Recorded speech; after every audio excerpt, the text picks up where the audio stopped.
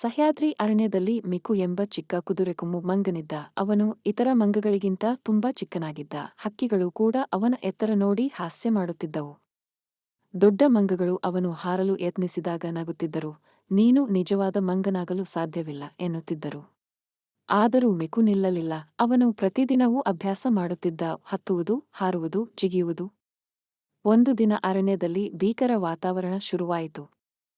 ಗಾಳಿಯಿಂದ ಮರಗಳು ಬೀಳತೊಡಗಿದವು.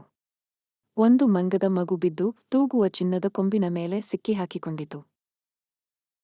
ಆಗ ಮಿಕು ಧೈರ್ಯದಿಂದ ಮುಂದಾಯಿತು. ಅವನು ಚುರುಕಾಗಿ ಮರಗಳ ನಡುವೆ ಜಿಗಿದು ಜಾರುವ ಕೊಂಬಿನ ಮೇಲೆ ಹಾರಿ ಆ ಮಂಗದ ಮಗುನ್ನು ಕಾಪಾಡಿದ.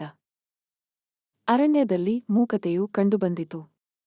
ತಕ್ಷಣವೇ ಎಲ್ಲರೂ ಚೀರಿದರು, ಧೈರ್ಯವಂತ ಮಿಕು ಎಂದರು. ಇನ್ನು ಮುಂದೆ ಯಾರೂ ಅವನ ಎತ್ತರದ ಬಗ್ಗೆ ನಗಲಿಲ್ಲ. ಮಿಕು ಒಂದು ಪಾಠವನ್ನು ಎಲ್ಲರಿಗೂ ಕಲಿಸಿದ್ದ, ಶಕ್ತಿ ಎತ್ತರದಲ್ಲಲ್ಲ, ಅದು ಮನಸ್ಸಿನ ಧೈರ್ಯದಲ್ಲಿ ಇದೆ. ಅವನು ಎಷ್ಟು ಚಿಕ್ಕನಾದರೂ ಎಲ್ಲರ ಮನಸ್ಸಿನಲ್ಲಿ ದೊಡ್ಡವನೇ ಆಗಿದ್ದ.